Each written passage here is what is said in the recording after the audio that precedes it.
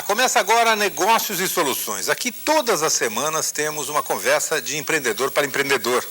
E você conhece assuntos importantes para quem atua ou pretende atuar na área dos pequenos negócios. Controle e organização são fundamentais para que os empresários façam seus pequenos negócios seguir de vento em popa. Negócios e Soluções de hoje coloca em pauta esse assunto com Mário Luiz Barbosa Pupo, da Bemários, pequena empresa que fabrica buchas para banho. Também temos conosco Marta Lara, da Ativa, que fabrica coletes salva-vidas. Simone Clias, a nossa repórter, visitou as empresas. Vamos ver. Campinas fica aproximadamente a 100 quilômetros de São Paulo. É a maior cidade interiorana do Brasil. Por ser urbana, é marcada pelo comércio e pela prestação de serviços. E é aqui que nós vamos falar de controles gerenciais. Marta, quanto tempo vocês têm a Ativa Náutica? 6 para 7 anos. O que vocês fabricam? A gente fabrica colete salva-vidas. A missão da nossa empresa é salvar vidas.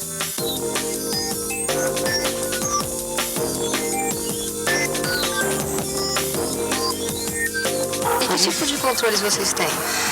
Olha, tem várias planilhas, né, que a gente começa daquele beabá de padaria, né? O que entra, o que sai e o que ficou, né? E depois vai aprimorando, né? O que entra, o que sai no tempo, nas semanas, né? E aí, assim, desde quanto você gasta de material em cada colete, né? Todos esses outros controles também que determinam o custo do produto. Quais informações você consegue através desses controles? Todas. Na verdade, a gente fez parte de um programa do Sebrae, era um programa sobre planejamento estratégico. A gente botou tudo no computador e criou então a história pregressa até aquele momento do que tinha sido a Ativa, né? E dali para frente a gente começou a utilizar isso, toda essa massa de informação para planejar. O controle nos ajuda a decidir, né? Quanto a gente gasta em publicidade, por exemplo, marketing, aí a gente tem pente fino de quanto gasta por ano. Então a gente chegou à conclusão, por exemplo, que um anúncio na revista ficava muito caro. Durante 5 anos nós tivemos um anúncio na revista. Quando nós olhamos quanto a gente gastou, dá para fazer muito mais coisa. De que maneira você faz os controles da sua empresa? Então, uma tática que a gente adotou é elaborar um monte de indicadores. Então, a gente faz indicador de tudo que você possa imaginar dentro da nossa empresa. Com relação à matéria-prima, com relação a fluxo de caixa, com relação a vendas, porque com esses indicadores a gente vai conseguir ter uma visão do que está acontecendo, né? Com os indicadores a gente vai conseguir montar planilhas. Quais indicadores você usa aqui na empresa? Bom, vou dar alguns exemplos, porque são muitos, né? Tá, então, os assim, principais. Uma coisa que é muito importante é a gente saber, eu sou do comercial, né? Então, assim, quantos coletes e de que tipo de colete a gente vende e quem compra. São 3 coisas importantes. Então, quantos coletes a gente, classe 3, que vai num tipo de embarcação determinada, etc., vende em que mês do ano? Porque isso nos ajuda a não ter um estoque muito maior do que precisa, nem menor numa hora de emergência. A gente começou do zero, né? O que tem aqui é tudo fruto da própria empresa, né? Então a gente tem que saber exatamente onde a gente põe o dinheiro para não gastar à toa, né? E não fazer bobagem. Tudo dentro da empresa tem que ser controlado da mesma maneira? Tem indicadores que são, vamos dizer assim, mais importantes do que outros, né? Assim, então, por exemplo, no caso dos indicadores financeiros, eu, por exemplo, posso falar, não, nós vamos comprar 100 bobinas, mas não dá para comprar se você não consultar o indicador financeiro, se tem o dinheiro, se não tem o dinheiro, por exemplo, né? Então, tem uns que são mais importantes, né? E o que é gerenciar uma empresa? Um pouco mais complexo. É justamente ter controle de tudo que acontece nela para que você possa optar, né? É optar antes de tudo. É mais optar propriamente do que você ter informação para poder optar e não deixar que o mundo te leve né, onda abaixo, vamos dizer assim, né? De colete salva-vida a bucha vegetal, o que importa é ter controle sobre a sua empresa. O que que a Bemários produz? A Bemários produz buchas vegetais para banho. São vários modelos para uso pessoal. São produtos de higiene, né? E nós estamos desenvolvendo uma linha própria de banho. Quais controles vocês utilizam na Bemários? Nós temos várias planilhas que a gente utiliza para efeito do controle geral. Controle de estoque, controle de mão de obra, controle de custo. Nós temos planilhas de previsão de produção, controle de produção, tudo desenvolvido lá dentro. Todas? Você não comprou software Não pronto? tem, tudo Excel, o santo Excel da vida. E o senhor que desenvolveu? Nós que desenvolvemos. Ah, é? Quais outras informações você obtém com esses controles, essas planilhas? Nós temos uma planilha muito interessante, que ela tem duas finalidades.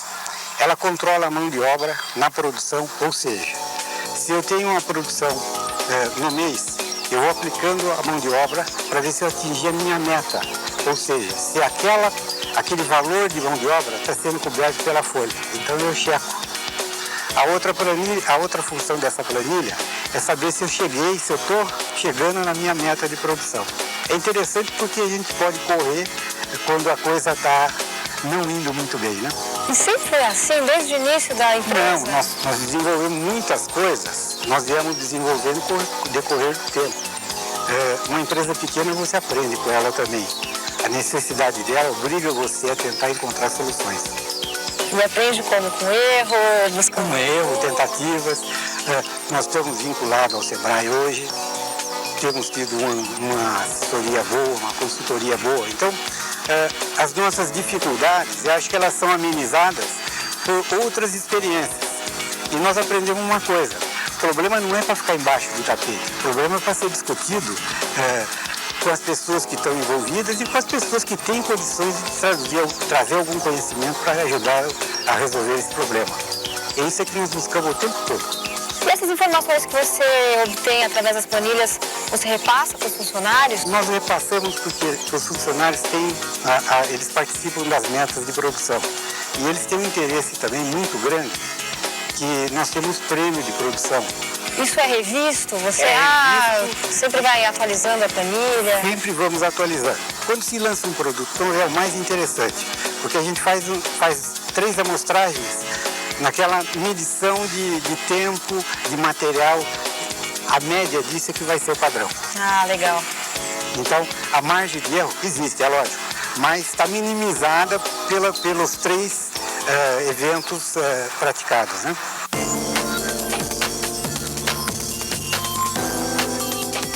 Agora que conhecemos a Bemários e a Ativa, vamos conversar um pouco mais com o Mário e a Marta. Também participa da conversa o Antônio Carlos de Matos, que é consultor do Sebrae. Bem, eu queria começar perguntando para vocês, Marta e Mário, o seguinte: como é que se começa esse processo? Porque vocês acham que quem está começando também precisa pensar já desde o início em técnicas de gerenciamento? Porque às vezes a pessoa fica meio assustada, diz, bom, isso aí é um bicho-papão. Eu tenho a impressão que sim.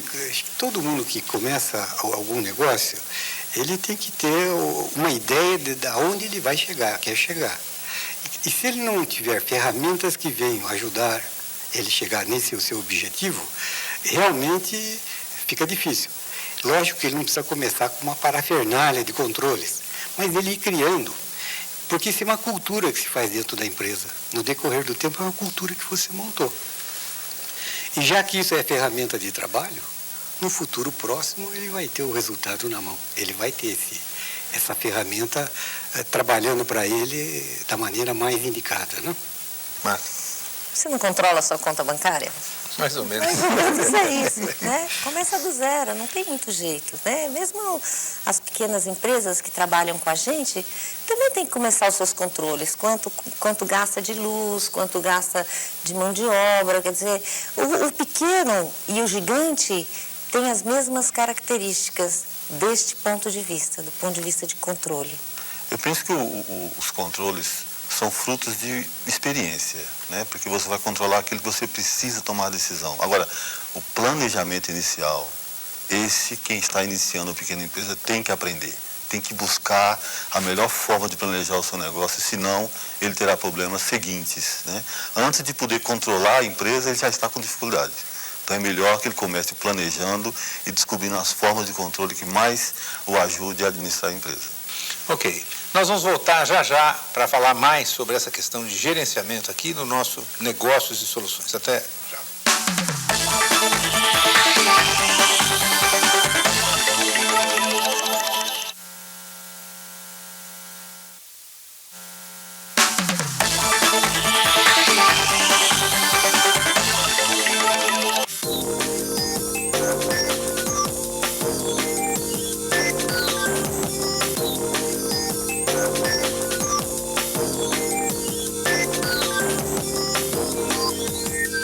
O programa Negócios e Soluções hoje discute controle e organização.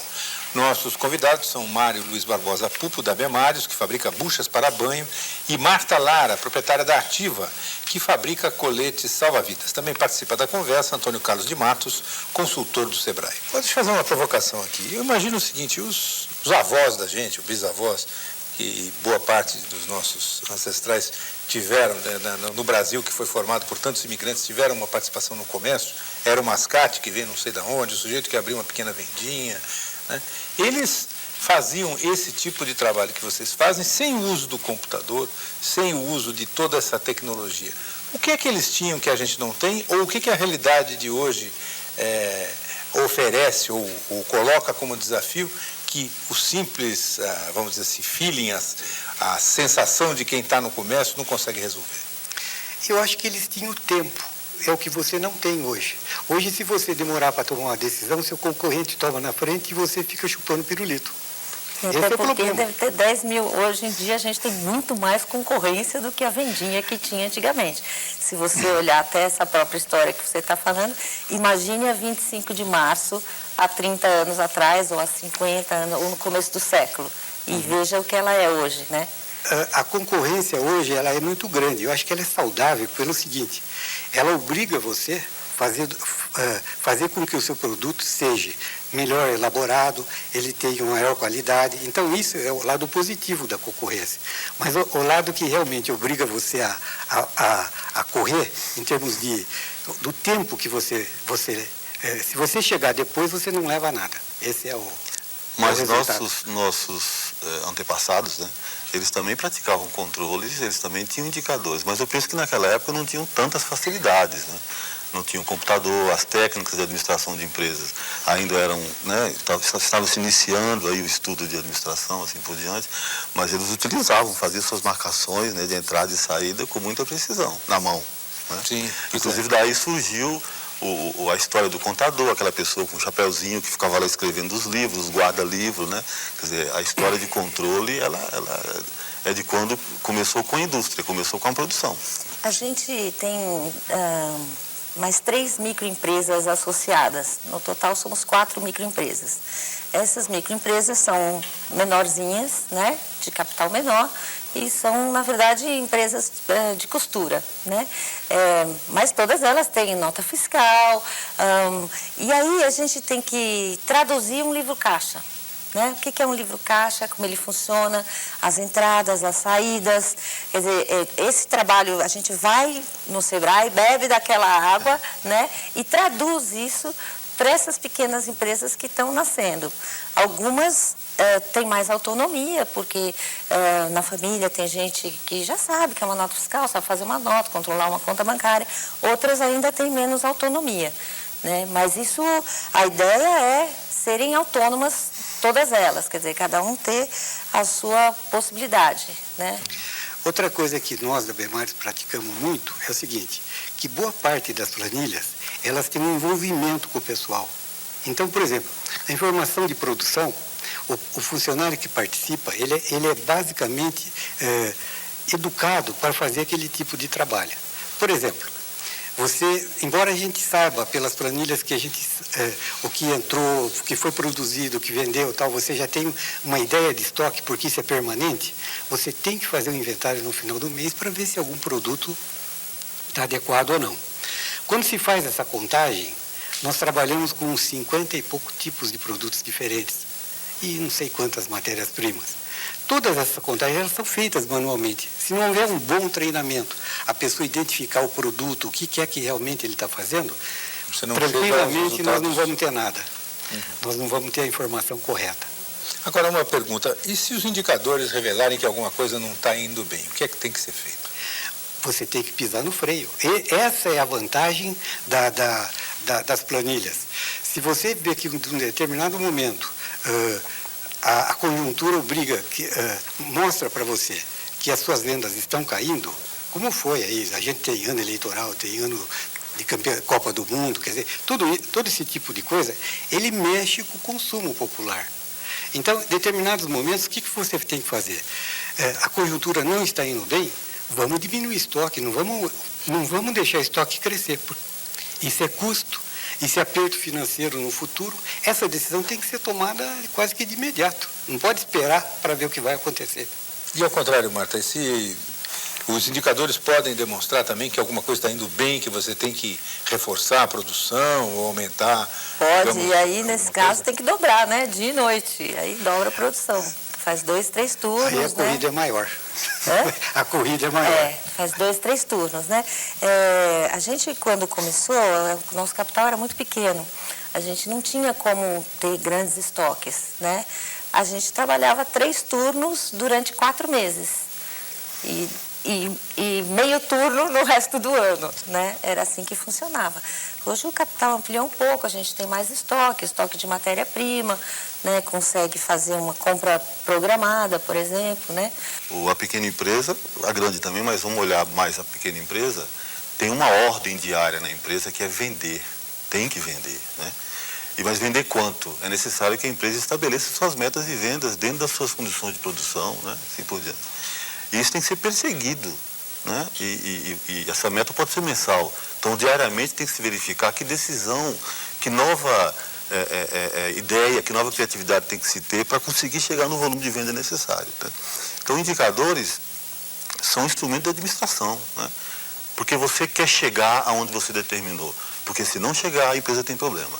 Seja de caixa, seja de lucratividade, seja de aumento de custo, né? Seja de produtividade, que volta a ter problema de custos, tá certo? Então, hoje em dia, acho que é uma grande arma de todo pequeno empresário a questão de indicadores como domínio do seu negócio, como domínio da sua produção ou domínio da sua área comercial e, finalmente, domínio do lucro.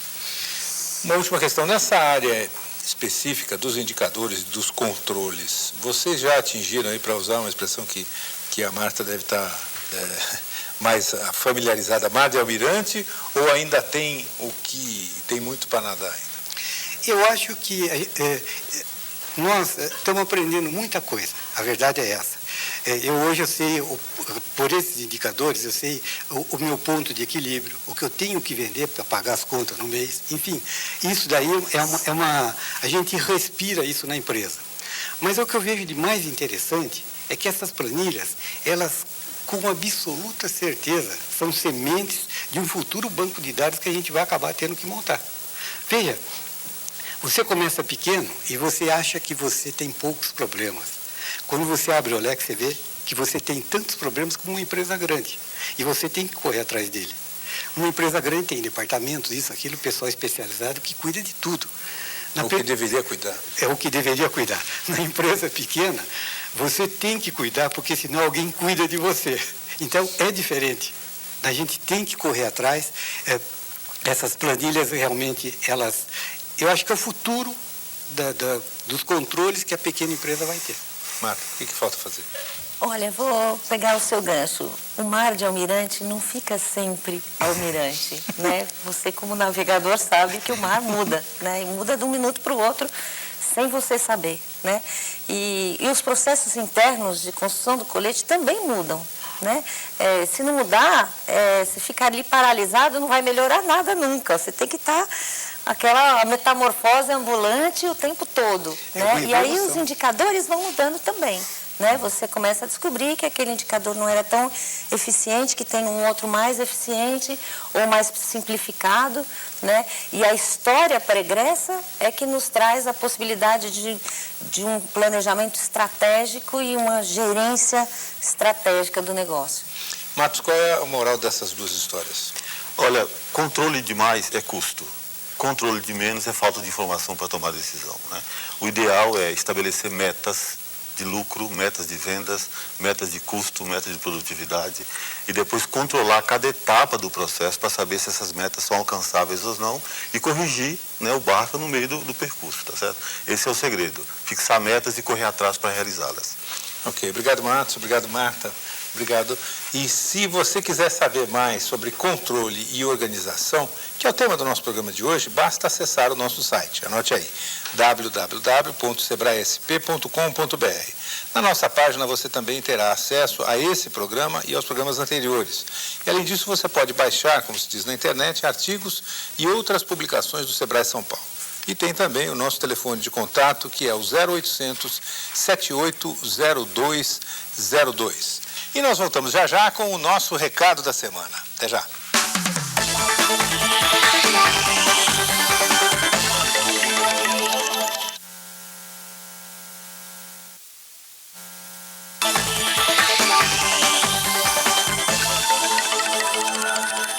Nesta semana, muitos telespectadores mandaram questões aqui para o Negócios e Soluções. Como Manuel Carlos, que é empresário em Presidente Prudente e quer saber como é que faz o registro de uma marca.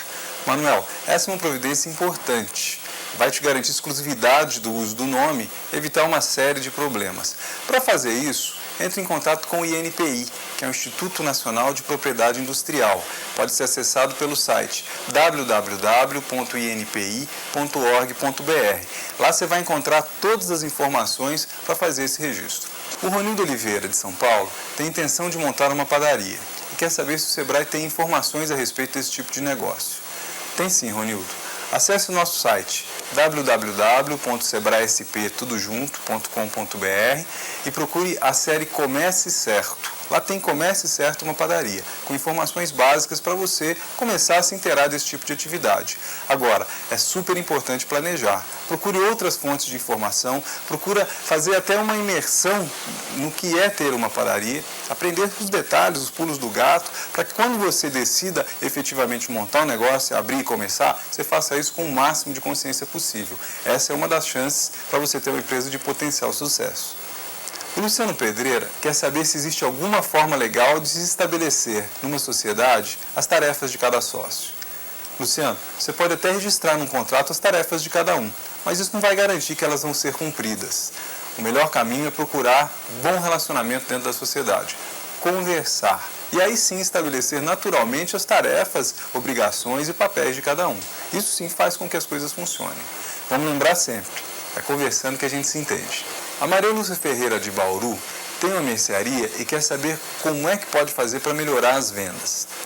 Maria Lúcia, uma mercearia é um terreno super fértil para a aplicação de técnicas de merchandising, que é um nome complicado, mas que significa melhorar o ambiente para realizar vendas. Por exemplo, deixar produtos de conveniência ali próximo ao caixa, onde a gente, como cliente, fica parado esperando a fila andar. Ali pode ter um chocolate, um refrigerante, um produto de perfumaria. Eu nem estava pensando em comprar, mas vendo ali, desperta a minha atenção e eu faço a compra. É a compra por impulso.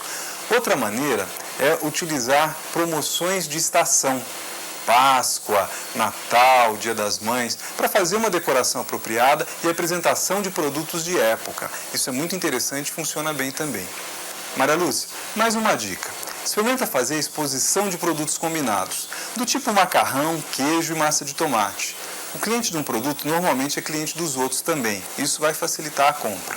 Olha, trabalhar merchandising é trabalhar detalhes, detalhes que valem ouro. Boa sorte, sucesso!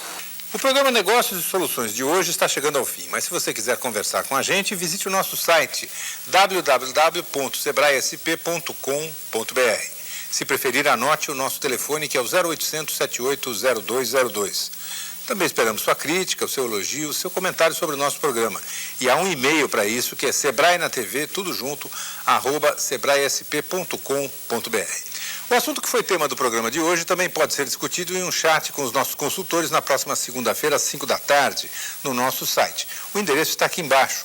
E no próximo programa vamos conhecer juntos outro assunto importante para os pequenos negócios. Eu espero você, hein? Até lá!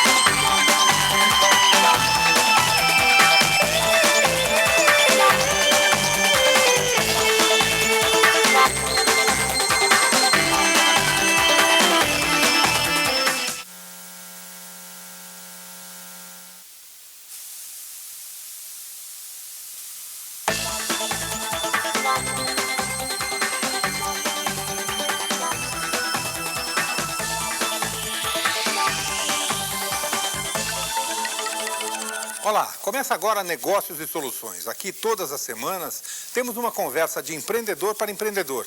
E você conhece assuntos importantes para quem atua ou pretende atuar na área dos pequenos negócios. Se um empreendedor tem um produto novo para oferecer ao mercado, qual é a melhor maneira dele entrar e vencer a concorrência? Se você já identificou que seu negócio é viável, como entrar no mercado? Nosso programa de hoje discute justamente essa questão com Joop Stoltenberg, proprietário do sítio A Boa Terra, que fica em Itobi, no interior de São Paulo, onde esteve nossa repórter Simone Clias.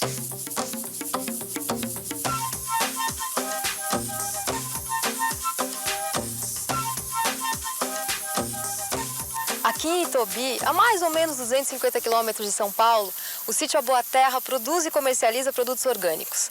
Uma atividade voltada para um público bem específico. Joop, que público é esse? Eu acho que é um público mais conscientizado. Eles sabem o perigo dos venenos, dos adubos químicos e querem um produto orgânico sem veneno. Acho que principalmente é isso. Como você descobriu que existia mercado para esse tipo de produto? Eu acredito que isso foi através da experiência com a produção convencional.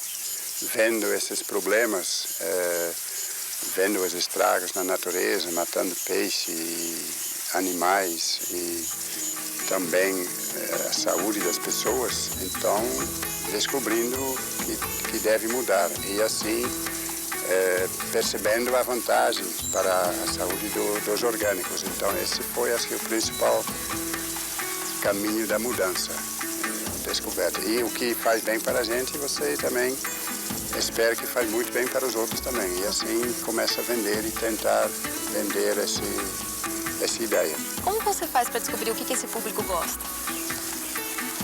Eu acho que através de pesquisa do mercado, que fizemos algumas vezes, mas também através de reclamações, através do contato que nós temos constantemente com os clientes e através dos nossos distribuidores também, que sempre contam as preferências dos clientes. E nós temos também um informativo que vai junto com a cesta, então isso ajuda também para conscientizar os consumidores. E tem o site de vocês também. Isso, também lá no site, todos os artigos e todas as receitas, tem mais de 700 receitas que estão no site. Então, se alguém quer cozinhar, só digitar o nome do produto e só de cenoura deve ter mais de 60 receitas. Você estava falando sobre os distribuidores. Como é feita a comercialização das cestas? Então, eles compram a cesta por um preço, no caso, hoje é mais ou menos 17, e vendem por 23 e às vezes cobram uma taxa de entrega. Então, os distribuidores que são as principais pessoas que nós temos para fazer a venda e a entrega. Temos um pouco de entrega nós mesmos, aqui em alguma cidade como Casa Branca, São José do Rio Pardo, nós mesmos estamos entregando. É um pouco diferente, mas a maior parte, quer dizer, nós estamos mais ou menos com 800 cestas, posso dizer que 700 cestas é através de distribuidores. Quantos você tem? Distribuidores eu acho que uns 25, mais ou menos, não sei certinho, mas por aí. Há quanto tempo você distribui cestas do sítio A Boa Terra? Há 2 anos. A função do distribuidor, nesse caso, não é apenas pegar o produto e entregar para o consumidor final, né? Não. O distribuidor tem como função principal estar buscando o cliente em potencial, né? No meu caso, no Grande Centro. Joop, todas as hortaliças da cesta são cultivadas aqui? Não, todos não. Nós temos mais ou menos uns 35 produtos e eu acredito que uns 20 produtos são produzidos aqui, 15 vêm de fora, de outros produtores, a maioria no estado de São Paulo, todos certificados e com selo, né, de orgânico. Como é que funciona esse certificado? Nós somos certificados através do Instituto Biodinâmico de Botucatu, então eles vêm fazer inspeção, visitando todos os produtores para saber o que eles estão, como estão produzindo, plantando, e com essa inspeção sai um relatório e finalmente sai sempre o certificado, e esse certificado é renovado a cada ano. Bom, e além das hortaliças, nas cestas também a gente pode encontrar alguns produtos industrializados. Como é que funciona essa parceria? Nós temos produtos industrializados como, vamos dizer, farinhas, sucos, geleias, e isso o cliente pode pedir isso junto com a cesta. Então, para completar, ter mais produtos orgânicos. Mas aí você compra desses fabricantes? Isso. E oferece junto com a cesta. Tudo certificado também? A mesma coisa. Todo mundo tem certificado de ter garantia de estar, com certeza, orgânico. Né? É difícil trabalhar num mercado tão fechado? Nós estamos abertos também para outras formas de venda. Eu estou bastante interessado, porque, por exemplo, em Santa Catarina, começou um sistema que as escolas devem comprar produtos orgânicos para a merenda escolar. Isso seria muito interessante para o estado de São Paulo, também para todo o Brasil, porque a criança merece. E também local, feiras e pode ser também, feiras também é bastante interessante. Então isso a gente procura para ampliar, queremos crescer, porque nós temos mais ou menos 800 cestas por semana, mas para os produtores isso é pouco, não é muito. Porque o produtor deve ter um tamanho, uma escala, para poder usar máquinas também, porque se ele só fica com enxada, ele não vai ganhar dinheiro. O que fazer então para ampliar esse segmento de mercado? Conscientizar. Para mim, pessoa conscientizada, sabendo o que come, aí muda, porque não tem outro caminho. Porque quem sabe o que come, acho que procura outras formas. E também crescendo, eu acho que crescendo a produção orgânica, os preços vão cair também. Isso ajuda, né? Obrigada. Você continua agora a conversa no estúdio com o Paulo Marcum, tá bom? Ah, tá. Até. Não sei se ele vai aceitar. Claro que vai. Não, mas acho que terminou. O espírito desse programa é justamente uma conversa de empreendedor para empreendedor, e por isso que nós vamos continuar, claro, essa conversa aqui no estúdio, participando também o consultor do Sebrae, José Carmo Vieira de Oliveira. E eu queria entender, para começo de conversa, o seguinte: como é que você chegou nessa contramão? Porque você, quando produz hortaliças orgânicas e entrega direto para o consumidor em cestas, você está, de alguma forma, invertendo um processo que durante muitos anos foi e ainda é o principal no país, que é o supermercado, onde o consumidor vai até um lugar onde tem todos os produtos. Você está entregando diretamente na casa dele. Como é que surgiu essa ideia? Nós trabalhamos com supermercados por muitos anos, 7 anos, né? E tentamos 7 anos e quase sempre deu prejuízo. Eu acho que mais por motivo que o supermercado tem uma oferta de produtos convencionais tão grande que eles se viciarem com... eles podem escolher só a nata, porque tem um excesso de oferta, né? Então, eles tentam automaticamente também implantar isso para os orgânicos. Então, você pode entregar cenoura assim e assim, o resto pode jogar fora. Então, a perda com supermercados para nós foi muito grande. Como é que surgiu isso? Foi alguém que se ofereceu? Você que começou a fornecer o produto? Ah, tá. Nós vimos um outro exemplo na Holanda, que lá tem uma organização Odin, que vende mais ou menos 25 mil cestas por semana.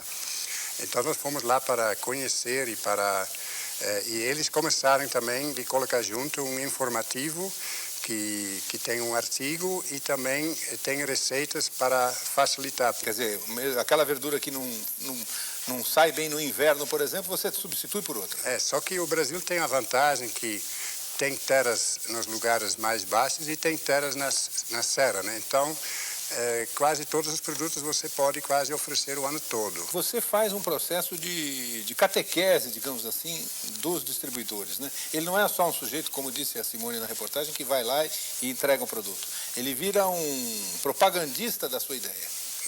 Ele recebe, logicamente, os informativos, que nós fizemos mais de de 300 informativos já com artigos que falam das ideias, e também nós temos encontros 3, 4 vezes por ano com os distribuidores para trocar ideias e continuar a conscientização e a ideia principal.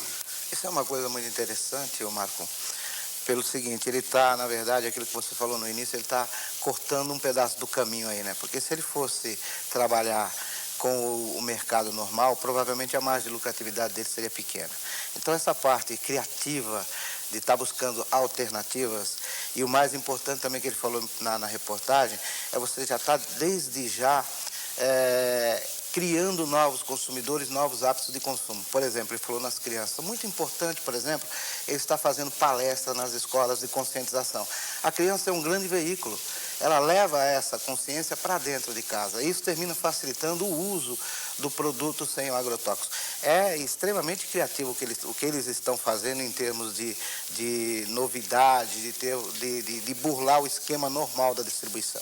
Ok, nós vamos fazer um rápido intervalo e voltamos já já com o programa Negócios e Soluções.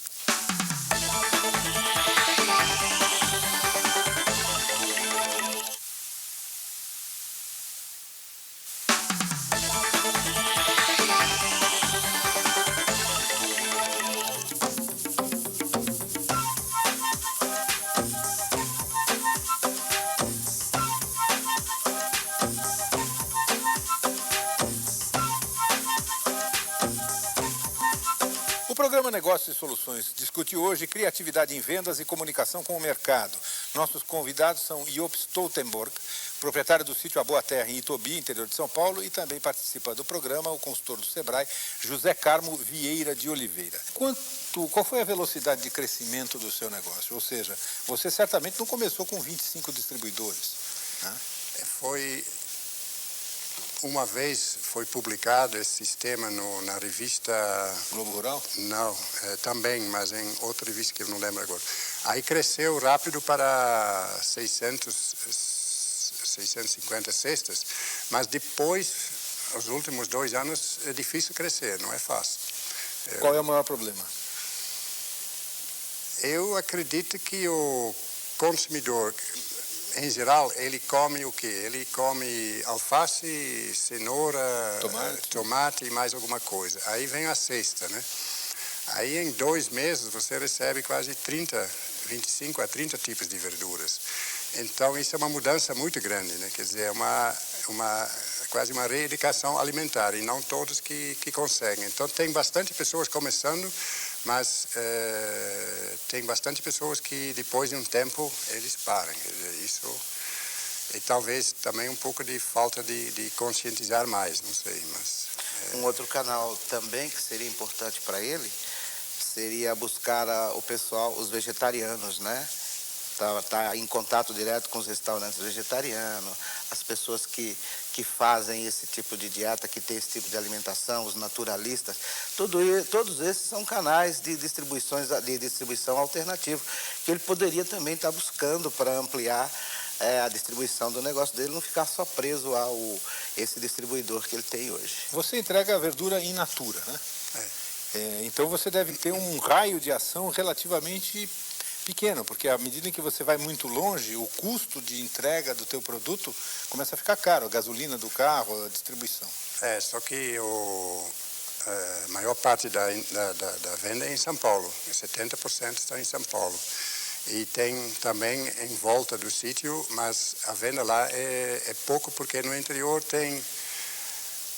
Muitos têm um quintal, tem muitos que têm produtos e talvez até a conscientização é menos do que em São Paulo.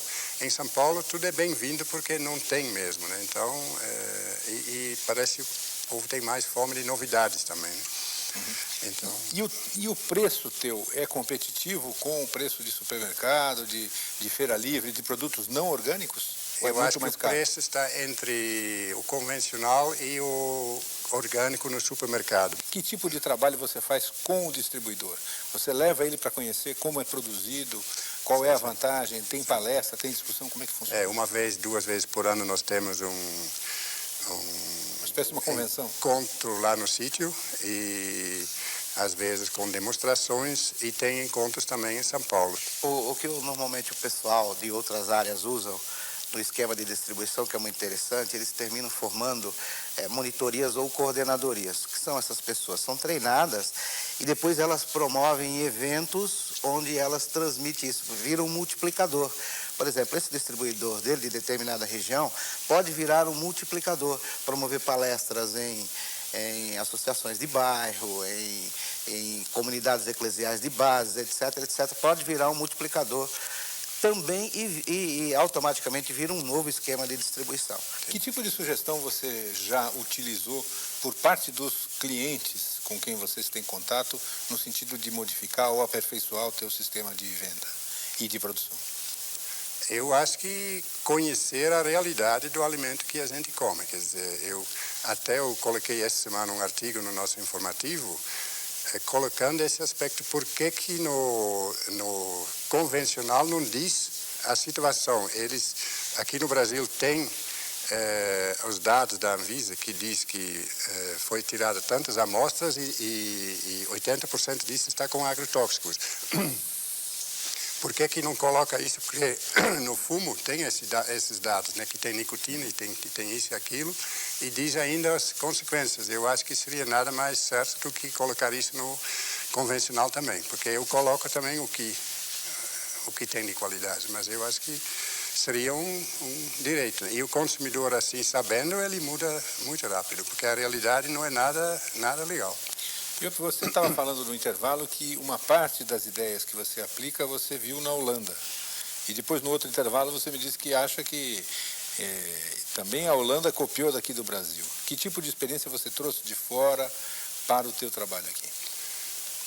Eu nasci num sítio lá na Holanda, então na época era tudo praticamente orgânico ainda, que eu nasci trabalhando sempre num sítio, e depois fui para o Canadá e finalmente chegando aqui. Então essa experiência ajuda bastante, porque na época trabalhando muito sem gastar energia, sem usar veneno praticamente, então isso ajuda muito em saber que dá para produzir de uma forma diferente. Mas também dá para vender de uma forma diferente. Você também, digamos, aprendeu lá fora esse sistema das cestas? Eu sempre falo, produzir é difícil, mas em comparação com a venda é fácil. Quer dizer, vender e comercializar é difícil mesmo. É melhor a gente produzir alguma coisa que deva comer em casa, né? Porque às vezes se você produz uma grande quantidade, né, eu fico lá, volta e meia, às voltas, com uma quantidade enorme de tangerina, é difícil de produzir, porque o produto in natura, que é o teu caso, você tem que ter agilidade rápido, na venda, não né? dá para esperar, né? Por isso eu acho que também os produtores devem procurar cada vez mais conservando os produtos, né? Achar formas porque no sul isso é muito mais forte do que aqui. As pequenas indústrias que tem na área rural ajuda muito para você conservando, você pode guardar por muito tempo os produtos, né? Isso acho que é importante na agricultura também, né? E tem sempre um momento, quando a gente começa um negócio, no início do negócio, que a coisa não vai bem e que bate um certo desânimo. Como é que você combateu esse desânimo? Onde é que você arrumou forças para tocar adiante? Continuar acreditando, porque é tão gostoso de você tem um produto que você pode recomendar. Às vezes vêm visitantes, crianças, aí eu falo, bom, pode pegar uma cenoura, limpa um pouco na folha e vai comendo, não tem problema nenhuma, né? Quer dizer, isso é o que no convencional não se faz, né? Então isso é tão agradável, você tem algo que não precisa nem de propaganda. Isso acho que é o que mais motiva. E também de ser cada vez mais sustentável. Isso também é muito fascinante. É um mundo que é tão ampla, que tem tanta coisa para fazer e melhorar, então o tempo passa muito depressa, né? Ok. Carmo, qual é a moral dessa história? A moral é que você não pode desistir nunca. Se você acredita realmente no seu negócio, pode ser tanto a produção de orgânicos, como uma padaria, uma borracharia, qualquer tipo de negócio. Você não pode desistir. Se você percebeu que o negócio é viável, que você está educando o consumidor para um consumo correto, que você efetivamente vai ganhar dinheiro no final, toca o negócio, não para. Porque se você desistir, você nunca vai saber qual é o resultado. A moral da história é essa: persista. Muito obrigado, Carmo. E se você quiser saber mais sobre criatividade em vendas e comunicação com o mercado, que é o tema do nosso programa de hoje, é só acessar o nosso site, anote aí, www.sebraesp.com.br. Na nossa página você também terá acesso a esse programa e aos programas passados. Além disso, você pode baixar, como se diz na internet, artigos e outras publicações do Sebrae São Paulo. Tem também o nosso telefone, anote aí, 0800 780202. E nós voltamos já já com o nosso recado da semana.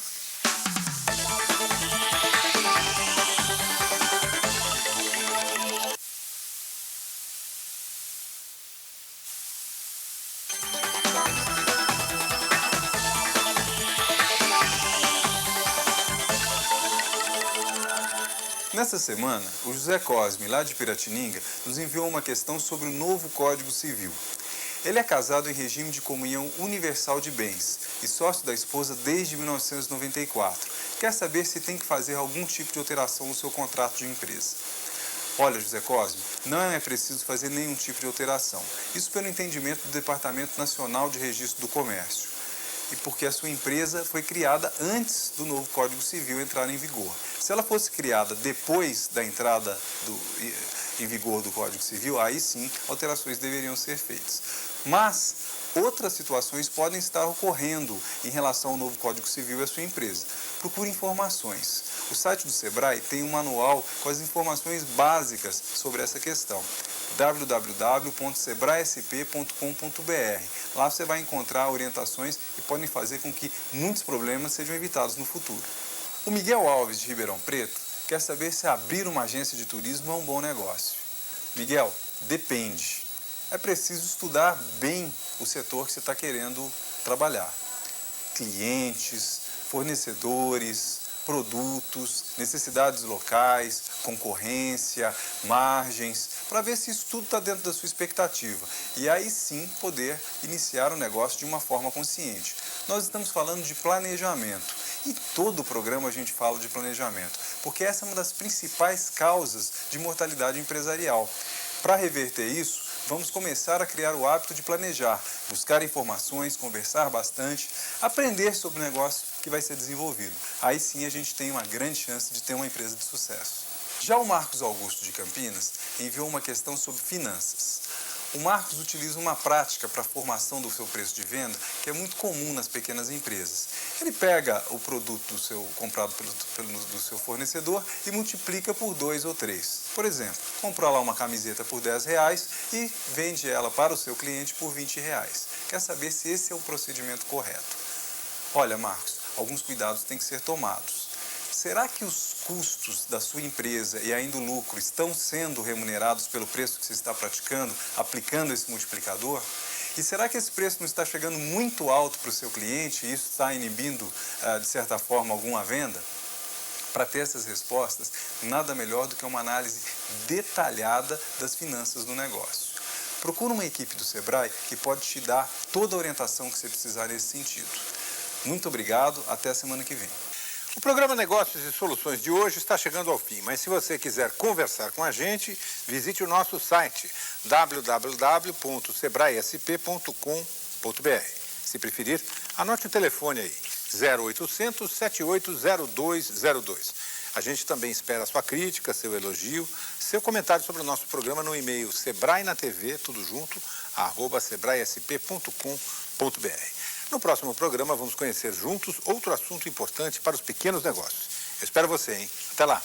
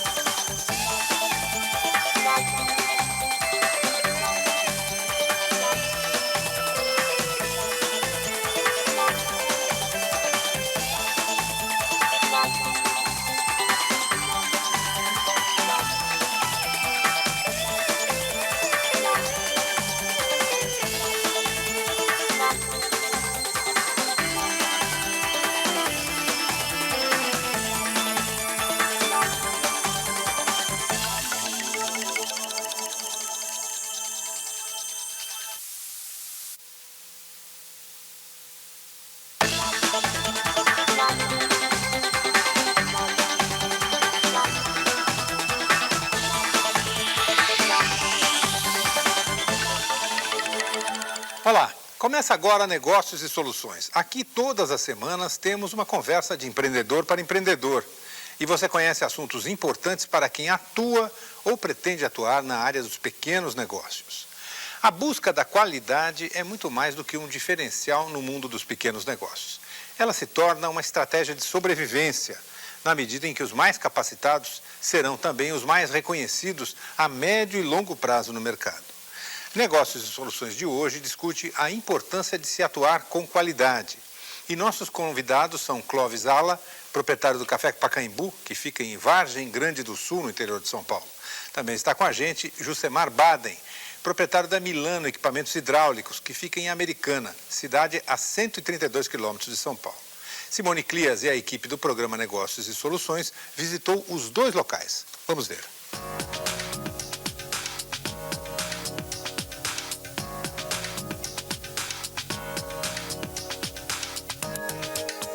Nossa conversa hoje é sobre qualidade. E para isso, estamos na torrefação e moagem Café Pacaembu. O que é qualidade? Hoje a qualidade está no contexto, o consumidor quer qualidade, o mercado quer qualidade, os clientes querem qualidade e está no contexto.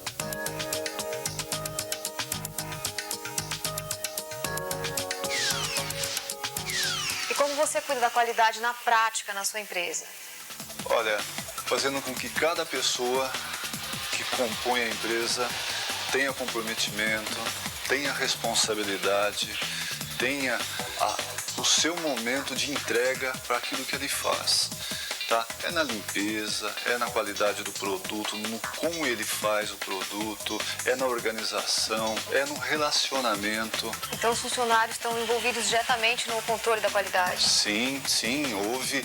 Nós fizemos um treinamento com o Sebrae. Não é nem um treinamento, é um programa da qualidade, né? 1 ano de treinamento, 1 ano de implantação e nós, no transcorrer do tempo, fomos implantando e estamos até hoje aprimorando esse treinamento. E por que vocês resolveram investir na melhoria da qualidade? Foi o mercado que nos puxou para esse caminho. Até então, nós não tínhamos a percepção que a qualidade do produto em si fazia com que uma empresa ela pudesse caminhar. Então, nós fomos perdendo o mercado, fomos cada vez mais sendo achatados pelo concorrente, aí percebemos que alguma coisa errada estava no produto, porque nós focávamos preço e estávamos esquecendo a qualidade. E como vocês controlam a qualidade dos produtos aqui na empresa? Nós temos os procedimentos, nós temos as medidas que nós chamamos, né? A partir da entrada da matéria-prima, o café, a partir logo depois da matéria-prima vem o processo de torra, nós temos os controles nos processos de torra, os controles nos processos de moagem, empacotamento e, por fim, a bebida. Então, no momento que está industrializando, nós estamos a todo momento medindo, tomando café, porque nós precisamos tomar aquilo que o consumidor realmente vai estar o consumidor vai estar deparando na sua casa, no acordar de manhã, na hora do almoço, na hora do café. Então, nós tomamos exatamente os testes que nós fazemos aqui de qualidade, exatamente que o consumidor ele faz na sua casa. Depois que vocês passaram a investir mais na qualidade, quais foram as melhorias para o Café Pacaembu? Não paramos de crescer.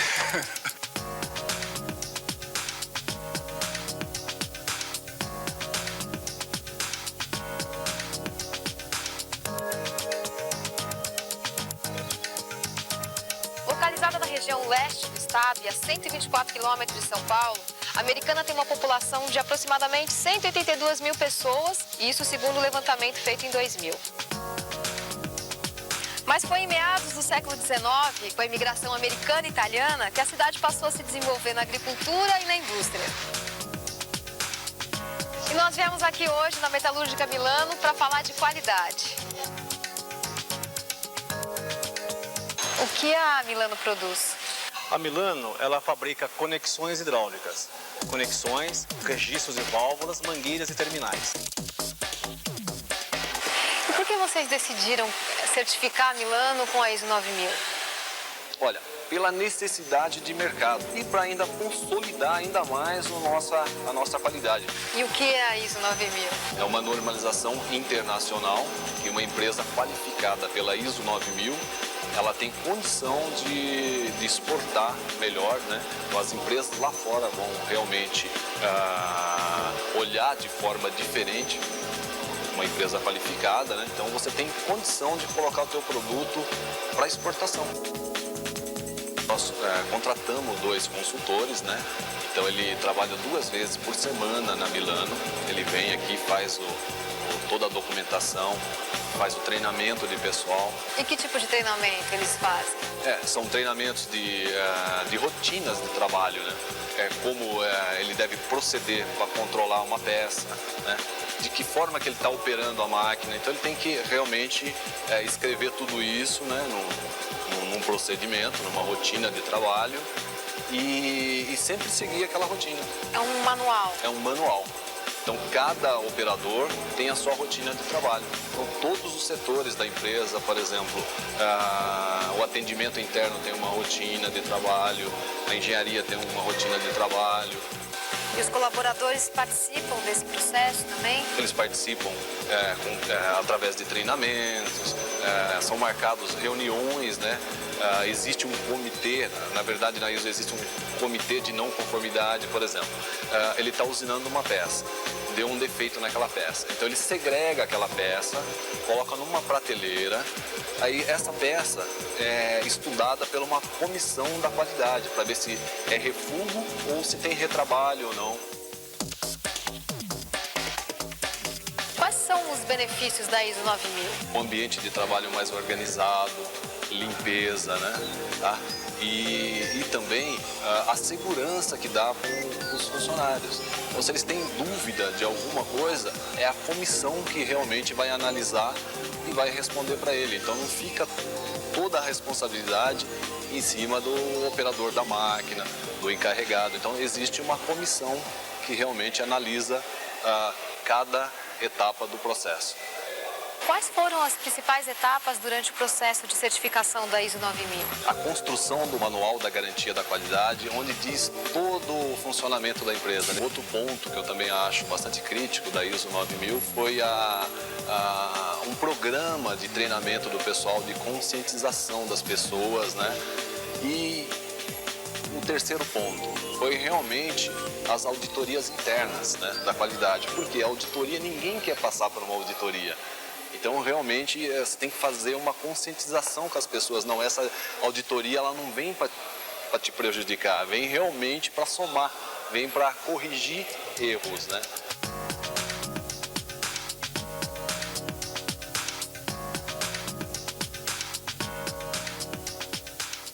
Agora que já conhecemos o Café Pacaembu e a Milano, vamos bater um papo com o Clóvis e com o Jusemar. Participa também o consultor do Sebrae, Reinaldo Messias. Jusemar e Clóvis, eu queria começar com o seguinte.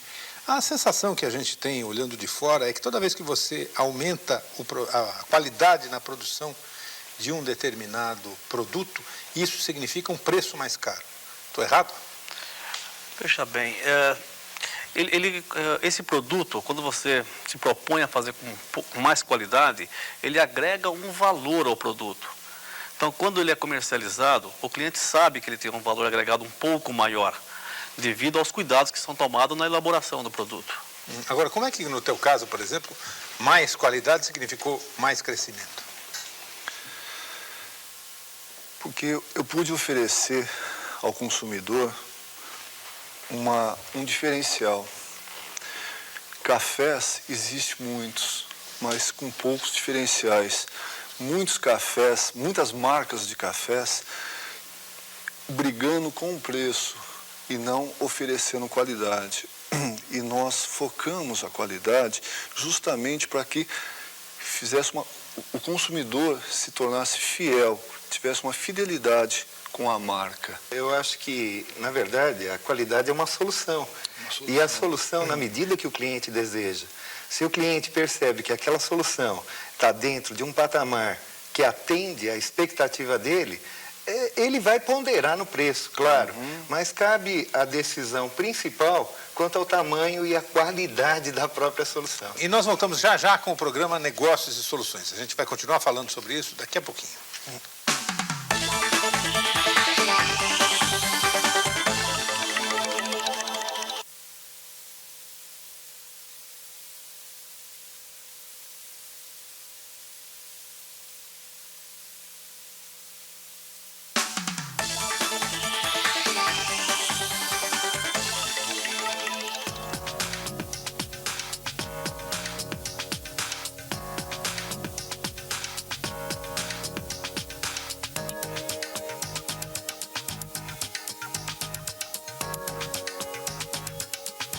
O programa Negócios e Soluções de hoje discute a importância de se atuar com qualidade. Com a gente está o Clóvis Ala, proprietário do Café Pacaembu, que fica em Vargem Grande do Sul, e Jusemar Baden, dono da Milano Equipamentos Hidráulicos, que fica em Americana. As duas cidades citadas ficam no interior de São Paulo.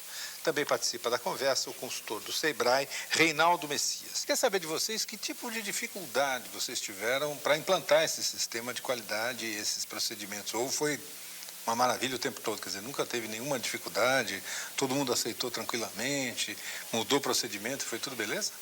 Clóvis. Até você os funcionários entenderem que a gente queria mudar, que queria inovar e fazer com qualidade, demorou muito. No caso da Milano, Jusemar, o que foi mais complicado? No caso da Milano, nós já vínhamos com uma cultura de grande empresa, onde já se trabalhava com qualidade.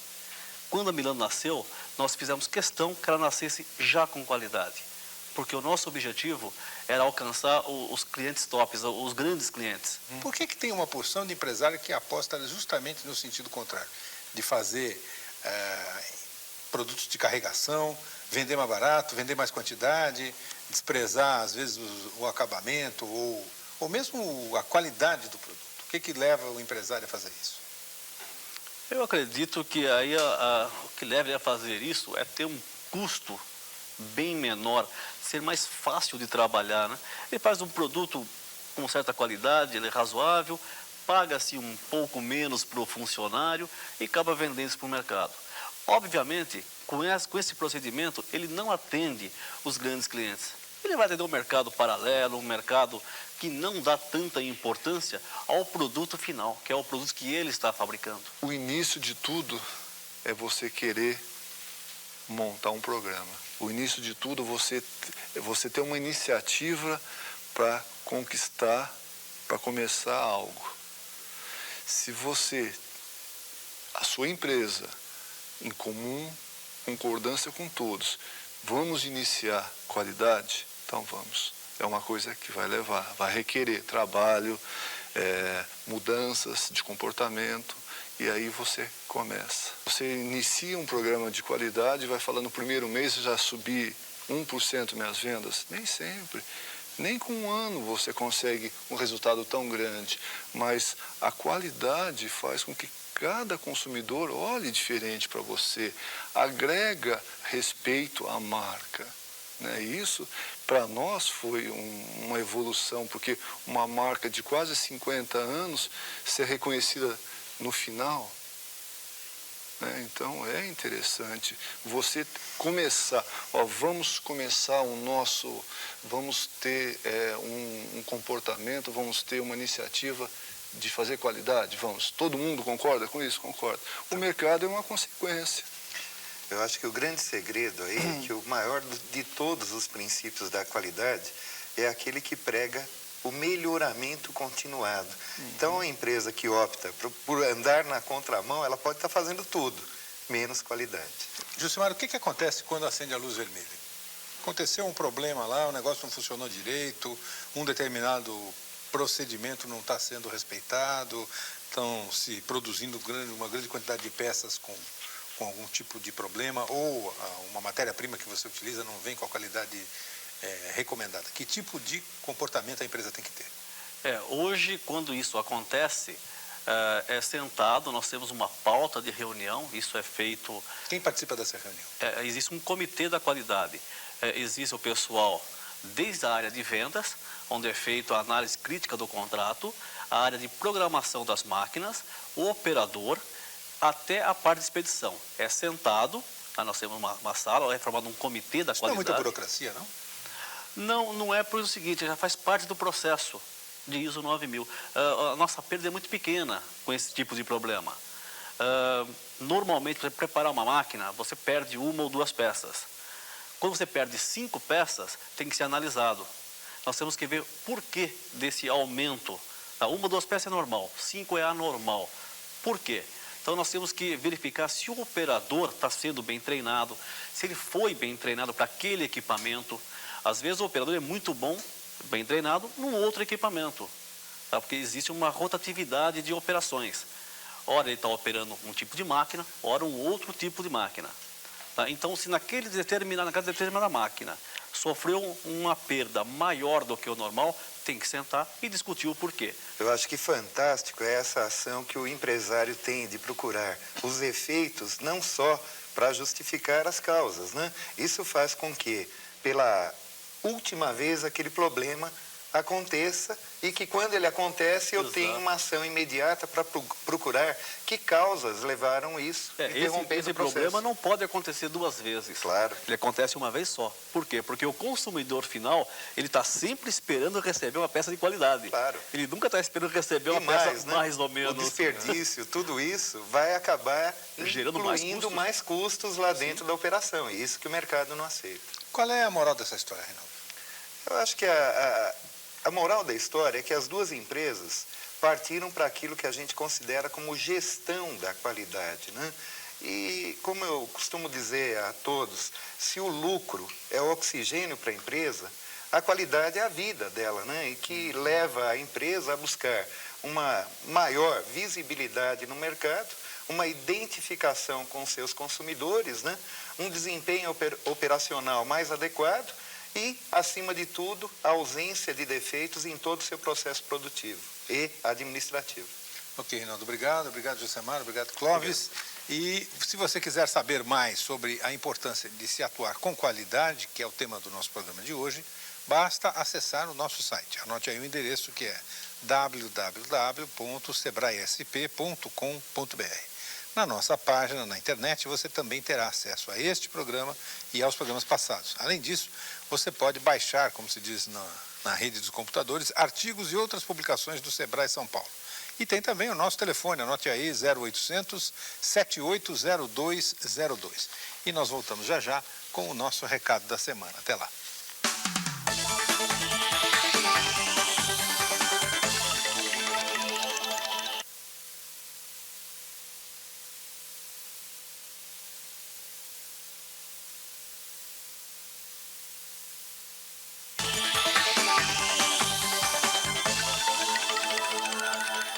Olá, eu sou o Renato, da equipe de orientação empresarial do Sebrae São Paulo, e estou hoje aqui para responder algumas questões enviadas pelos nossos telespectadores.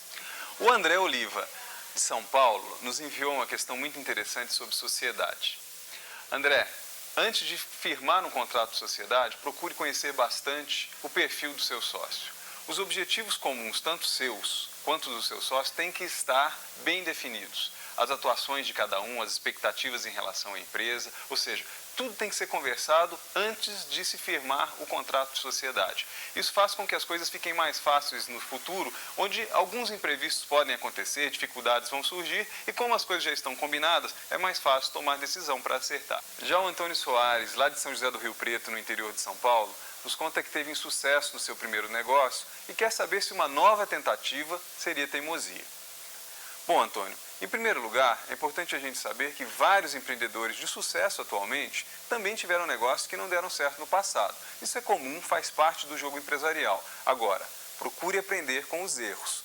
Uma nova tentativa deve ser precedida de uma busca de informações mais completa para a gente procurar entender se existe cliente, se existe oportunidade, se existe um terreno fértil para prosperar o novo negócio. É ali fazendo um plano de negócio, procurando fazer um projeto de empresa, o Sebrae pode ajudar nisso, que muitas informações vão trazer segurança para a sua tomada de decisão. E aí ela não vai ser uma decisão de teimoso, vai ser uma decisão consciente de um negócio que pode prosperar e dar certo.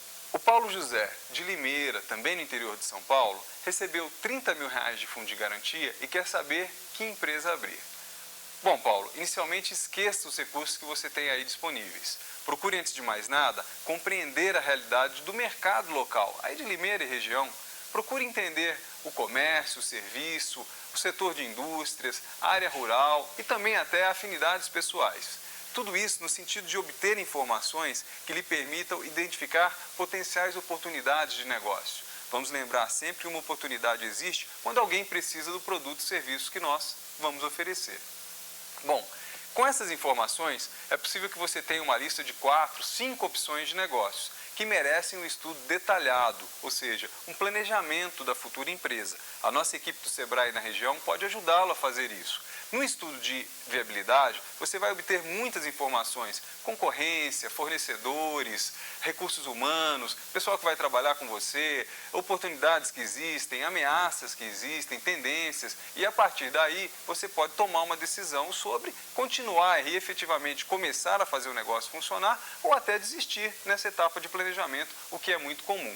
O importante é que tudo isso signifique aprendizado. E se você optar por abrir a empresa, você vai ter todas as condições de fazer com que um potencial negócio de sucesso surja e se desenvolva aí na região de Limeira. O programa Negócios e Soluções de hoje está chegando ao fim. Mas se você quiser conversar com a gente, visite o nosso site. O endereço é www.sebraesp.com.br. Se preferir, anote o telefone 0800 780202.